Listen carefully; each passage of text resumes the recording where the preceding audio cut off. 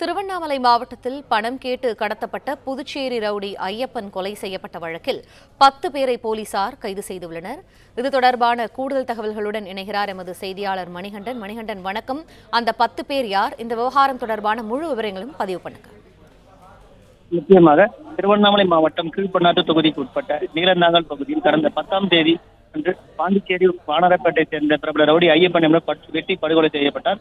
இந்த பாண்டிச்சேரி வானரப்பேட்டை பகுதியை சேர்ந்த ஐயப்பன் என்பவர் மீது ஏற்கனவே கொலை வழக்குகள், வெடிகுண்டு மற்றும் விபச்சார உள்ளிட்ட பல்வேறு வழக்குகள் மீது நிலுவையில் உள்ள நிலையில் பாண்டிச்சேரி காவல்துறையினர் கைது செய்யப்பட்டு தற்போது ஜாமீனில் வெளிவந்துள்ளார்.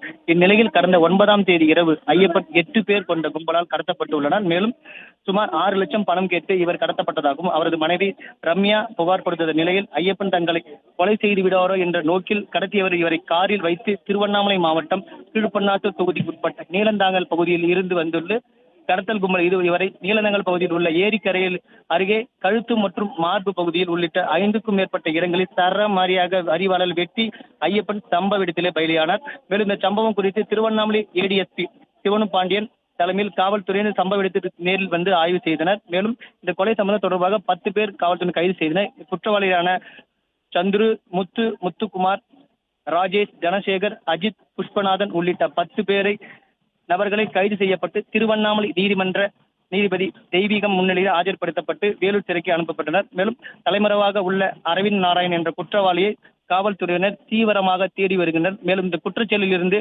1.5 லட்சம் ரூபாய் ரொக்கமும் 3 கார்கள் பறிமுதல் செய்யப்பட்டு குற்றவாளி அனைவரும் வேலூர் சிறைக்கு அனுப்பி வைக்கப்பட்டுள்ளனர். மணிகண்டன், விரிவான தகவல்களை வழங்கியமைக்கு